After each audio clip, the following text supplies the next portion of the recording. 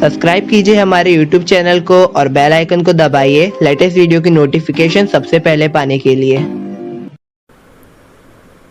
आज हम शुरू करेंगे क्लास 10th, सब्जेक्ट है हिंदी, उसका चैप्टर 9th रीढ़ की हड्डी, जिसके लेखक है जगदीश चंद्र माथुर। पहले हम थोड़ा गद्य संबंधी देख लेते हैं। गद्य संबंधी प्रस्तुत एकाकी में जगदीश चंद्र माथुर ने स्त्री शिक्षा के महत्व को दिखाया है।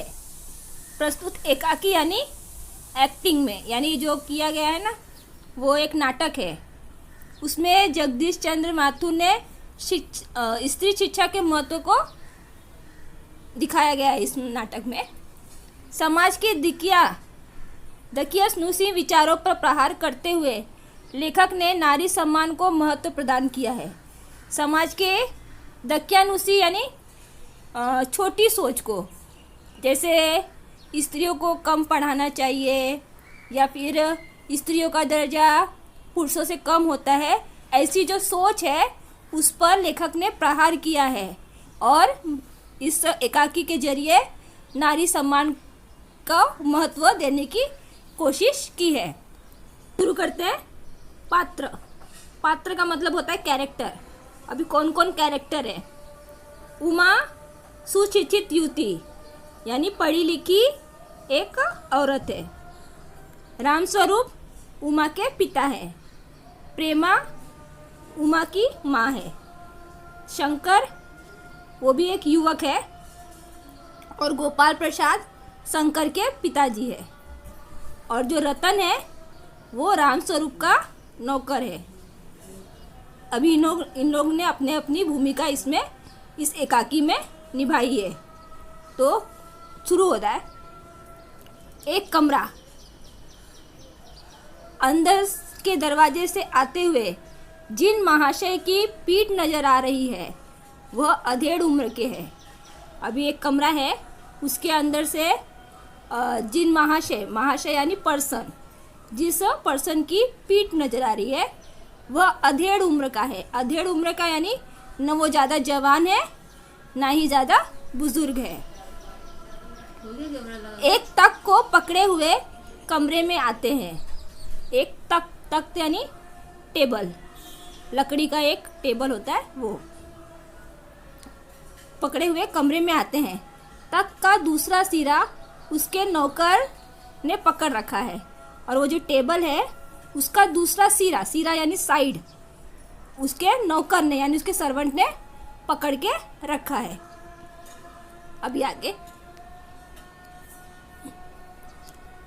अभी रामस्वरूप बोल रहे हैं, अबे धीरे धीरे चल, अब तक को उधर मोड़ दे। अभी वो अपने नौकर को बोल रहे हैं, अबे धीरे धीरे चल। वो दोनों ने टेबल पकड़े हुए हैं ना, तो बोल रहे हैं उधर। फिर तक के रखे जाने की आवाज़ आती है। रतन बोलता है, बिछा दे साहब। यानी वो जो तख्त को उसने एक्चुअली वो टेबल को उसने ऐसा रखा है कि अभी उसको खड़ा नहीं किया है, तो वो बोल रहा है उसका नौकर कि बिछा दे यानी खड़ा कर दूँ। तो रामस्वरूप जरा तेज आवाज़ में बोलते उससे, और क्या करेगा, परमात्मा के यहाँ अकल बट रही थी तो तू देर से पहुँचा था क्या? अभी वो टेबल इसीलिए लाया है कि बिछा दिया जाए, फिर भी वो पूछ रहा है कि बिछा दूँ साहब। इसीलिए रामस्वरूप उसको बोल रहे हैं और क्या करेगा। बोलते हैं कि परमात्मा यानी गॉड, कि भगवान के यहाँ जब अकल बट रही थी तो तू देर से पहुँचा था क्या, ये कहने का मतलब। बिछा दूँ साहब, और ये पसीना किस लिए बहाया है? अभी रामस्वरूप उसको बोल रहे हैं बिछा दूँ क्या, ऐसा पूछ रहे हैं। तो ये पसीना हमने मतलब इस टेबल को इतना वहाँ से लेकर यहाँ तक लेके आए हैं, वो किस लिए? इसीलिए ना कि बिछा सके। तो रतन ये सुनता है, तख्त बिछाता और ही करके हंसता है। अभी रामस्वरूप दरी उठाते हुए, दरी यानी एक कपड़ा होता है, उसको उठाते हुए, और बीबी जी के कमरे में से हारमोनियम उठा ला और सितार भी, जल्दी जा। रतन जाता है, पति पत्नी तख्त पर दरी बिछाते हैं। अभी वो जो उन्होंने टेबल लाया है उसके ऊपर एक चादर, उसको दरी बोलते हैं, चादर या फिर कुछ कवर बिछा रहे हैं। और बीबी जी यानी जो उमा है उसके कमरे में से हारमोनियम और सितार लाने के लिए नौकर को भेज देते हैं। अभी प्रेमा ये रामस्वरूप की वाइफ है, लेकिन वह तुम्हारी लाडली बेटी उमा तो मुंह फुलाए पड़ी है। तो अभी उसकी वाइफ बोलती है कि आपकी जो बेटी है वो मुंह फुलाए यानी गुस्से में है। तो रामस्वरूप पूछता है क्या हुआ? तो प्रेमा बोलती है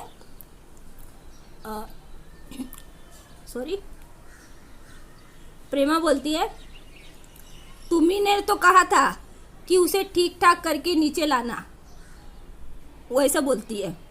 तो रामस्वरूप बोलते हैं अरे हाँ देखो, उमा से कह देना कि जरा करीने से आए यानी अच्छी तरह से यानी ढंग से आए। ये लोग जरा ऐसे ही है, खुद पढ़े लिखे हैं, वकील है, सभा सोसाइटियों में जाते हैं, मगर चाहते हैं कि लड़की ज़्यादा पढ़ी लिखी न हो। अभी ये रामस्वरूप अपनी वाइफ को बता रहे हैं कि उमा से कह देना, यानी उमा को लड़के देखने वाले आने वाले हैं ना, इसलिए बोल रहे हैं कि ज़रा थोड़ा करीने से यानी ज़रा अच्छी तरह से कपड़े वगैरह पहन ले, सज धज ले, वैसे आए। और बता रहे हो उस लड़के के बारे में और उसके परिवार के बारे में कि वो लोग पढ़े लिखे हैं, वकील है, उसके पिताजी हैं जो वकील है और सभा सोसाइटियों में जाते हैं। लेकिन वो लोग पढ़े लिखे होने के बावजूद भी उनको कैसी लड़की चाहिए कि लड़की ज़्यादा पढ़ी लिखी ना हो। तो उनकी वाइफ प्रेमा पूछती है और लड़का क्या करते हैं, समझा? और लड़का ऐसे पूछ रहे और लड़के के बारे में भी बता, मतलब कहने का मतलब ये है। तो रामस्वरूप बोलते हैं बाप शेर है तो लड़का सवा शेर, बीएससी के बाद लखनऊ में ही पढ़ता है, मेडिकल कॉलेज में। कहता है शादी का सवाल दूसरा है, पढ़ाई का दूसरा, क्या करूं मजबूरी है। अभी रामस्वरूप बोलते हैं कि बाप शेर है तो लड़का सवा शेर है। ये मुहावरा तो आपको पता है ना। बीएससी के बाद लखनऊ में पढ़ता है, यानी उसने साइंस किया है और लखनऊ में पढ़ता है। कहाँ पे? मेडिकल कॉलेज में, यानी वो लड़का डॉक्टर बनेगा। कहता है कि शादी का सवाल दूसरा है और पढ़ाई का दूसरा, यानी कहने का मतलब ये है कि उनके लिए शादी अलग चीज़ है और पढ़ाई अलग चीज़ है। शादी और पढ़ाई का कोई लेना देना नहीं है, उनके ऐसे विचार है। तो क्या करूं मजबूरी है। अभी रामस्वरूप ऐसा क्यों बोल रहे हैं? क्योंकि उनकी बेटी पढ़ी लिखी है और ये जो आ रहे हैं उनको पढ़ी लिखी बहू नहीं चाहिए, इसीलिए रामस्वरूप ऐसा बोल रहे हैं। अभी उनके नौकर क्या बोलता है, बाबूजी बाबूजी, धीमी आवाज़ में। अभी वो बोल रहा है बाबूजी बाबूजी धीरे से आवाज़। रामस्वरूप दरवाजे से बाहर जाकर, अभी वो बाहर जाके देख रहे हैं, अरे प्रेमा वे आ गए, तुम उमा को समझा देना, थोड़ा सा गा देगी। मेहमानों से बोलती है आइए आइए। अभी जैसे ही वो रामस्वरूप बाहर देखते हैं तो वो लोग आ रहे होते हैं, तो वो अपनी वाइफ से बोलते हैं कि वो लोग आ गए हैं और उमा को थोड़ा समझा देना कि उनके सामने थोड़ा गा दे। और अभी वो मेहमान एंट्री मार रहे, तो वो बोल रहे हैं रामस्वरूप आइए आइए। बापू गोपाल प्रसाद बैठते हैं, यानी के लड़के के पिता। मकान ढूंढने में कुछ तकलीफ तो नहीं हुई? अभी रामस्वरूप उनसे पूछ रहे कि आपको मकान वगैरह ढूंढने में कोई तकलीफ तो नहीं हुई? अभी गोपाल प्रसाद क्या कह रहे हैं, नहीं, तांगे वाला जानता था, रास्ता मिलता कैसे नहीं। अभी वो बोल रहा था नहीं नहीं कोई तकलीफ नहीं हुई आपका मकान ढूंढने में। तांगे वाला यानी जो घोड़ा जो होता है ना, घोड़ा गाड़ी, वो जानता था कि उसको ये घर पता था, इसलिए रास्ता मिल गया। तो रामस्वरूप बोलते हैं हाँ ठीक है। फिर लड़के की तरफ मुखातिब होकर, अब मुखातिब यानी लड़के की ओर देखकर, उसका चेहरा देखकर, और कहिए शंकर बाबू कितने दिनों की छुट्टियां हैं?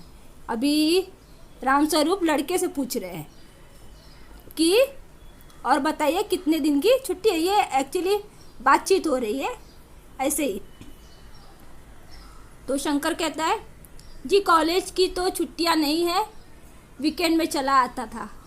वो बोल रहा है नहीं छुट्टी वगैरह नहीं है, वीकेंड में ऐसे ही आ गया हूँ। तो आपके कोर्स ख़त्म होने में अब साल भर रहा होगा? रामस्वरूप पूछ रहे हैं। तो शंकर बोलता है जी यही कोई साल 2 साल।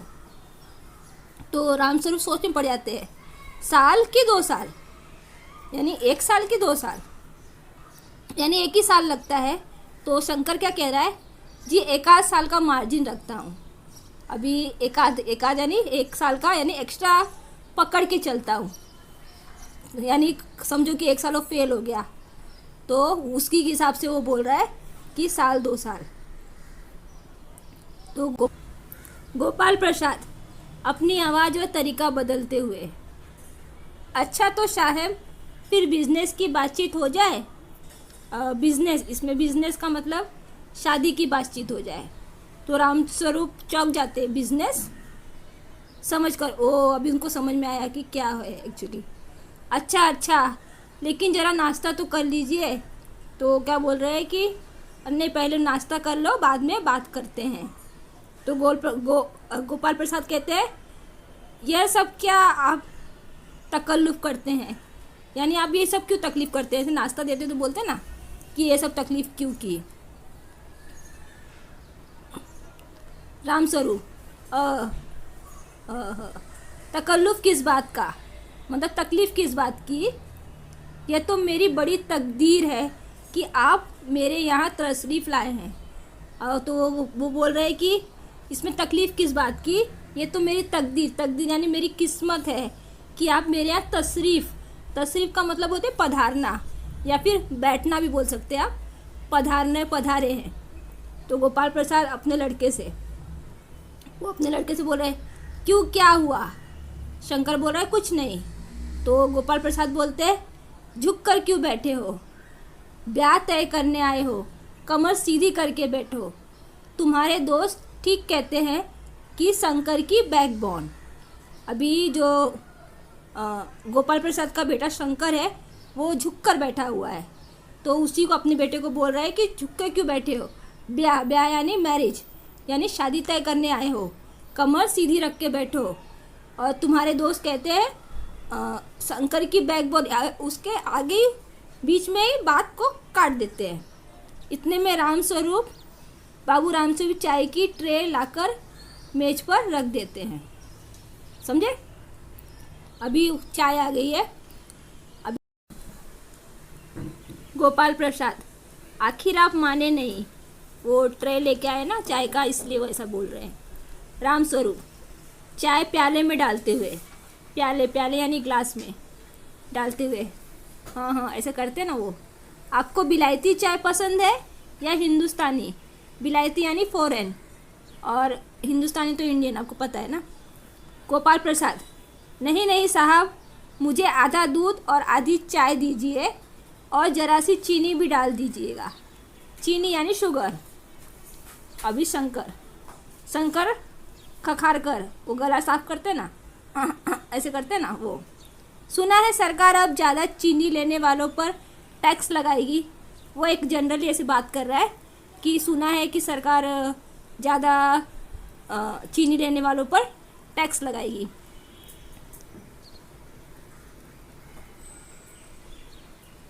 गोपाल प्रसाद चाय पीते हुए, सरकार चाहे जो सो कर ले, अगर आमदनी करनी है तो सरकार को बस एक ही टैक्स लगाना चाहिए। अभी जो गोपाल प्रसाद है वो क्या कहते हैं कि सरकार को चाहे जो सो कर ले, मगर अगर आमदनी यानी इनकम, अगर इनकम करनी है तो सरकार को बस एक ही टैक्स लगाना चाहिए। तो रामस्वरूप शंकर को प्याला, उसके बेटे को ग्लास देते हुए वो पूछ रहे कि कौन सा टैक्स, मतलब वो क्या? गोपाल प्रसाद खूबसूरती पर टैक्स। रामस्वरूप और शंकर हंस पड़ते हैं। मजाक नहीं साहब, यह ऐसा टैक्स है जनाब की देने वाले चू भी न करेंगे।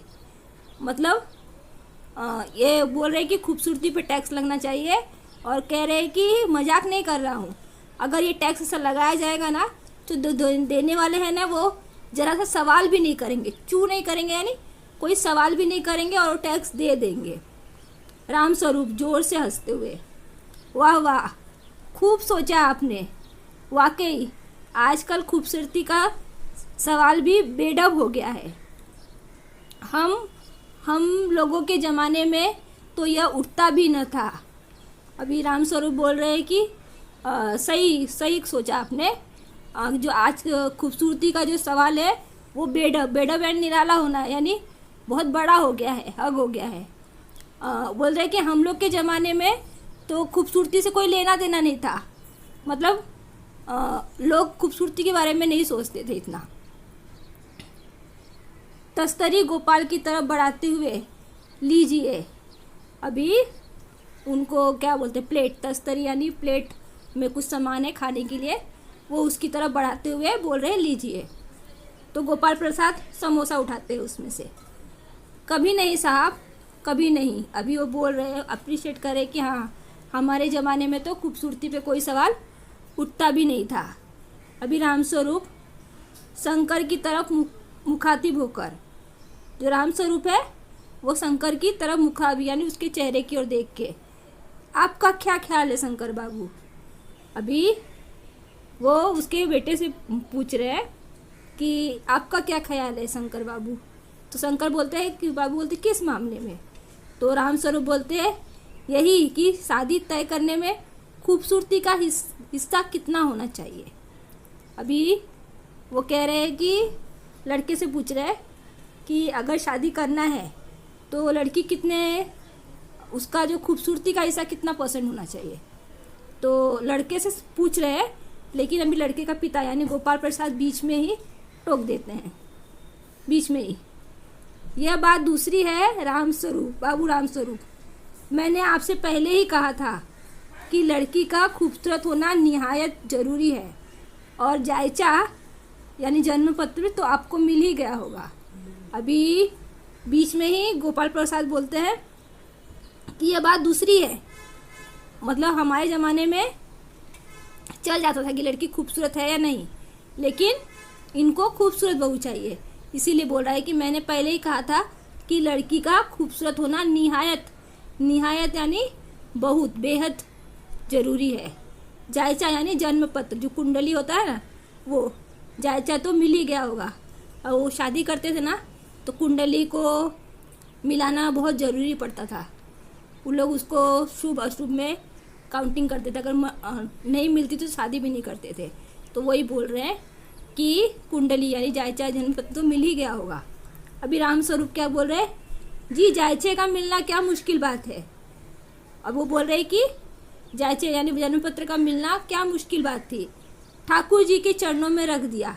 ठाकुर जी यानी गॉड, यहाँ पे वो बोल रहे कि गॉड के चरणों में रख दिया, बस खुद ब खुद मिला हुआ समझिए, समझे। शंकर भी हंसता है और गोपाल प्रसाद गंभीर हो जाते हैं, यानी गंभीर यानी सीरियस हो जाते हैं। गोपाल प्रसाद, लड़कियों को अधिक पढ़ने की ज़रूरत नहीं, सिलाई पुराई कर ले बस। अभी ये गोपाल प्रसाद की थिंकिंग है कि लड़कियों को ज़्यादा पढ़ना नहीं चाहिए, उस टाइम पे ऐसी थिंकिंग थी, सिर्फ घर का काम और सिलाई बुनाई उसे आता हो उतना ही बहुत है। तो राम प्रसाद ही उनकी तरह हाँ हाँ कर रहे बस। मेज़ को एक तरफ सरका देते हैं, फिर अंदर के दरवाजे की तरफ मुंह कर ज़रा जोर से मेज़ को मतलब थोड़ा सा हटका देते हैं, यानी वो टेबल को थोड़ा हटका देते हैं, और अंदर के दरवाजे पे जहाँ पे उनकी वाइफ और उमा जहाँ पर है वहाँ पे मुंह करके ज़रा ज़ोर से चिल्लाते हैं, अरे ज़रा पान भिजवा देना, पान मंगा रहे। उमा पान की तस्तरी अपने पिता को देती है। अभी उमा आ गई और उसके हाथ में पान की तस्तरी यानी उसकी प्लेट है पान की। उस समय उसका चेहरा ऊपर उड़ जाता है, और वो जब आती है तो उसका चेहरा थोड़ा ऊपर होता है और नाक पर रखा हुआ सुनहरी रीम वाला चश्मा दिखता है, और बाप बेटे चौंक उठते हैं। अभी कहने का मतलब क्या है, वो उसने चश्मा लगाया है, वो रिंग वाला चश्मा होता है ना, वो चश्मा उसने लगाया है। तो वो चश्मा देख के, उमा को चश्मा लगाया वो देख के बाप और बेटे यानी गोपाल प्रसाद और शंकर दोनों चौंक जाते हैं। तो शंकर बोलता है, और दोनों एक साथ में बोलते हैं, चश्मा राम स्वरूप। अभी उमा के पिताजी जरा सकपका कर यानी थोड़ा घबरा कर, जी वह पिछले महीने में इसकी आंखें दुखने लग गई थी, तो कुछ दिनों के लिए चश्मा लगाना पड़ रहा है। अभी ये झूठ बोल रहे हैं कि कुछ महीने पहले उमा की आँख दुख रही थी, इसलिए उसने चश्मा लगाया है। तो गोपाल प्रसाद बोलते हैं, पढ़ाई वढ़ाई की वजह से तो नहीं है ना कुछ, यानी उनको अभी ये नहीं पता है कि ये लड़की ग्रेजुएट है, यानी उसने पूरा बीए किया है, समझे। तो वो इसीलिए पूछ रहे हैं कि पढ़ पढ़ के भी चश्मा लगता है। एक्चुअली में उमा को पढ़ पढ़ के ही चश्मा लगा है, लेकिन राम स्वरूप यानी उमा के पिता झूठ कह रहे हैं कि उसकी आँख दुखने लग गई थी, इसलिए चश्मा लगाना पड़ रहा है। अभी आगे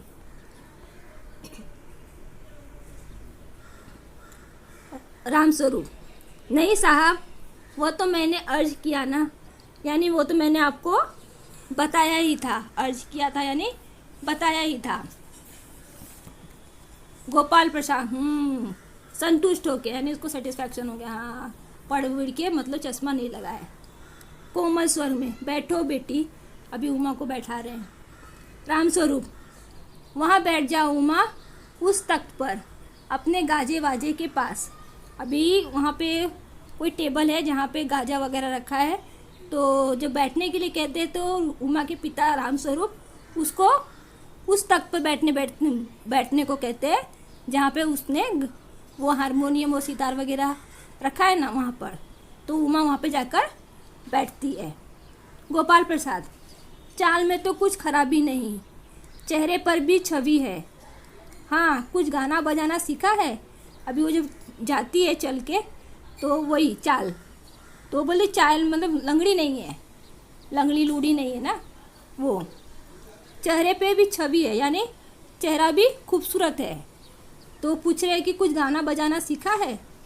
तो राम स्वरूप बोलती है और बोलते हैं, जी हाँ सितार भी और बाजा भी, सुनाओ तो उमा एक आध गीत सितार के साथ। अब उसके पिताजी बोल रहे हैं उमा को कि जरा एक आध गाना सुनाओ।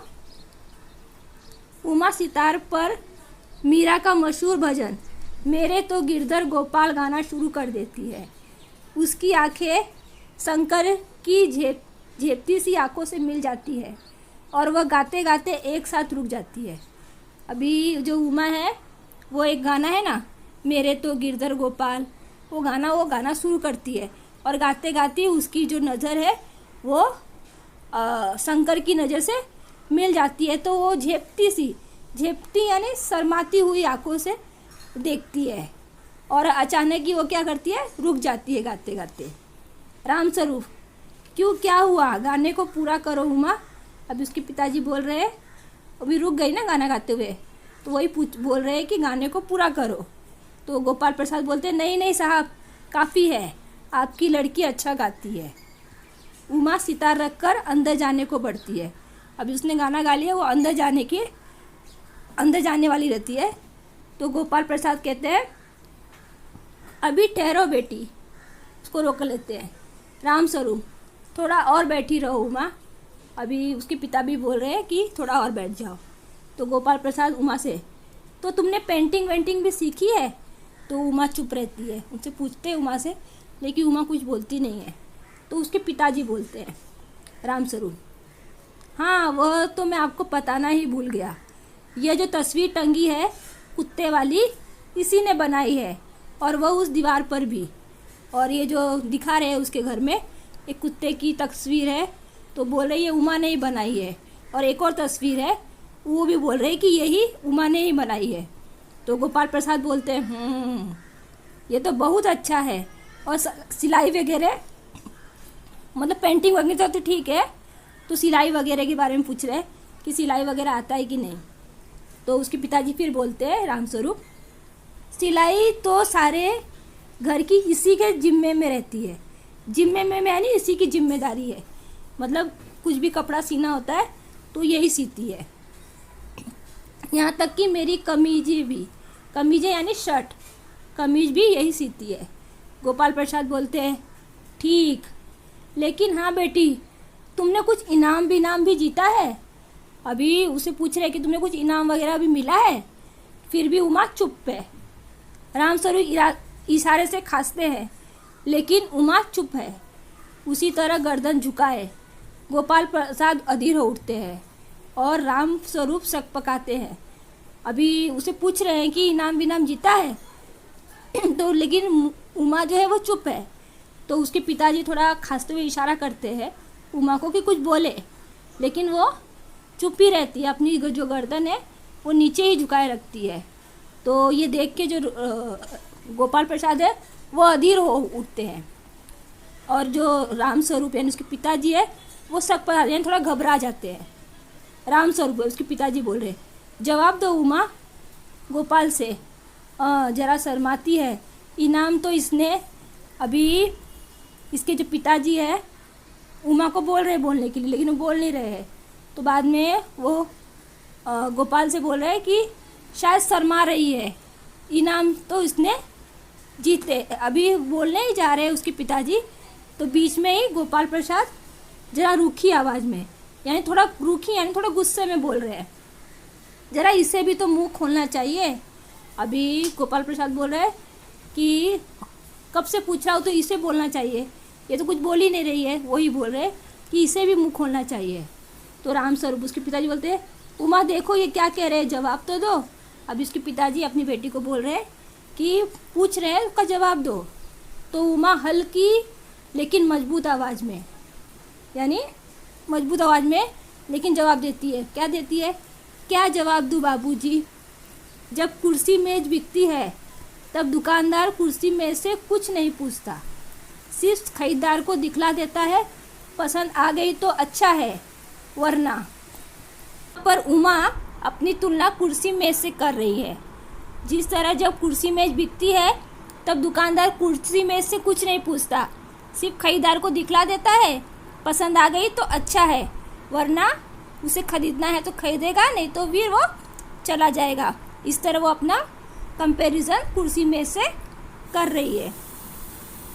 अभी आगे रामस्वरूप चौंक कर खड़े हो जाते हैं। जब उमा ये सब बोलती है तो उसके पिताजी खड़े हो जाते हैं और उमा ऐसे मतलब बोलते हैं उमा अब मुझे कह लेने दीजिए बाबूजी। अभी वो बोल रही है कि मुझे आगे कह लेने दीजिए। गोपाल प्रसाद ताव में आके यानी गुस्से में आके, बाबू राम प्रसाद आपने मेरी इज्जत उतारने के लिए मुझे यहाँ बुलाया था। अभी उसके फादर से बोल रहे हैं कि आपने मेरी इज्जत उतारने के लिए मुझे यहाँ बुलाया था। तो उमा तेज आवाज़ में बोलती है जी हाँ, और हमारी बेइज्जती नहीं होती जो आप इतने देर से नाप तौल कर रहे हैं। जैसे बार बार वो पूछ रहे हैं ना कि आपको गाने बजाने आता है कि नहीं, पेंटिंग आता है कि नहीं, सिलाई बिलाई आती है कि नहीं, कितना पढ़े लिखे हो, ये सब पूछ रहे हैं, नाप तोल कर रहे हैं। तो वो बोल रही है ऐसा कर रहे हो तो मेरी बेइज्जती नहीं हो रही है। तो इतने में शंकर बोलता है बाबूजी चलिए। अभी उसका बेटा बोल रहा है चलो अभी कुछ नहीं रह गया। अभी गोपाल प्रसाद बोलते हैं क्या तुम कॉलेज पढ़ी हो? रामस्वरूप चुप। अभी उसे पूछ रहे हैं कि तुम कॉलेज पढ़ी हो? तो उमा जवाब देती है जी हाँ, मैं कॉलेज पढ़ी हूँ, मैंने बीए पास किया है, कोई पाप नहीं किया, कोई चोरी नहीं की, और न आपके पुत्र की तरह लड़कियों के हॉस्टल में ताक झाक कायरता दिखाई है। मुझे अपनी इज्जत अपनी मान का ख्याल तो है, लेकिन इनसे पूछिए कि ये किस तरह नौकरानी के पैरों में पड़कर अपना मुंह छिपाकर भागे थे। अभी यहाँ पे उमा खुलासा कर रही है कि मैंने कॉलेज किया है और बीए किया है, यानी आर्ट्स में ग्रेजुएशन किया है, इसलिए उसने कोई पाप नहीं किया है, कोई चोरी नहीं की है, न ही आपके पुत्र की तरह यानी आपके बेटे की तरह लड़कियों के हॉस्टल में ताक झाक कर कायरता नहीं दिखाई है। यानी उमा को पता था कि उसका जो बेटा है हॉस्टल में पकड़ा गया था लड़कियों के हॉस्टल में ताक झाक करते हुए, क्योंकि उमा भी कॉलेज जा चुकी है। अभी उमा बोलती है कि मुझे अपनी इज्जत, अपने मान क्या ख्याल है, लेकिन इनसे पूछिए कि वे किस तरह नौकरानी के पैरों में पड़कर अपना मुंह छुपाकर भागे थे। यानी हो सकता है कि वो किसी नौकरानी को उसने शायद छेड़ा हो या उसके साथ कुछ गंदा काम किया हो, तो उसके लिए उसे माफ़ी मांगनी पड़ी हो। तो वही यहाँ पे लिखा है कि नौकरानी के पैरों में पड़कर अपना मुंह छुपाकर भागे थे। तो अभी उसके फादर क्या बोलते हैं, अभी चुप करा रहे अपनी बेटी को, बोल रहे हैं उमा उमा। तो गोपाल प्रसाद गुस्से में खड़े होके, बस हो चुका बाबू राम स्वरूप, आपने मुझे दगा दिया है। आपकी बेटी बीए पास है और आपने मुझसे कहा था कि सिर्फ मैट्रिक तक पढ़ी है।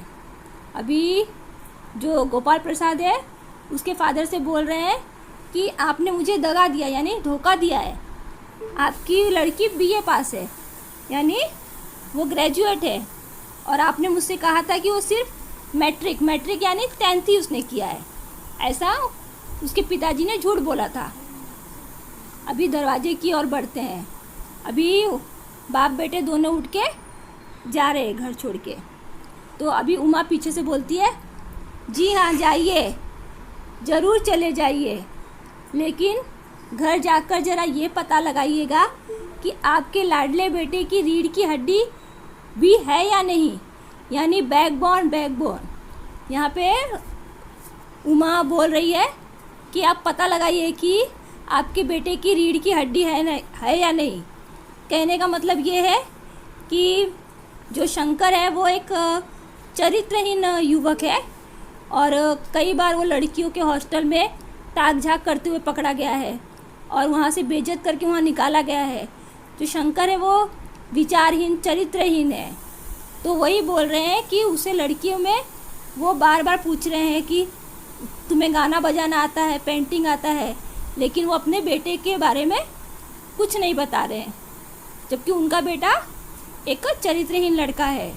इसीलिए वो उमा कह रही है कि पता लगाइए कि आपके बेटे की रीढ़ की हड्डी है भी या नहीं, यानी बैकबोन। गोपाल प्रसाद के चेहरे पर बेबसी का गुस्सा है। अभी गोपाल प्रसाद को भी पता है कि उनका बेटा कैसा है, तो उनके मुंह पर भी बेबसी का यानी मजबूरी का एकदम गुस्सा है, और उनके बेटे के रुलासापन दोनों बाहर चले जाते हैं। उमा सहसा चुप हो जाती है, और अपने बेटे की शर्मिंदगी के कारण वो लोग दोनों बाहर चले जाते हैं और उमा चुप हो जाती है। इस तरह ये चैप्टर यहाँ पर ख़त्म होता है। Thanks for watching.